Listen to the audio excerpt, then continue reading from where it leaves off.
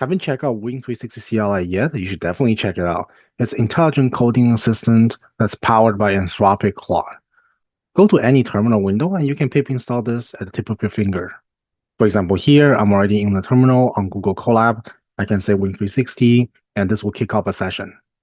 And to demonstrate a web search tool, let's use a website.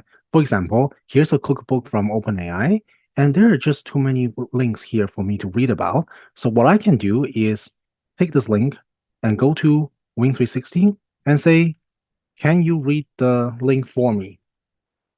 The Win360 assistant will think about it and extract the information from the browser. It will ask for your approval because here it needs to install dependency.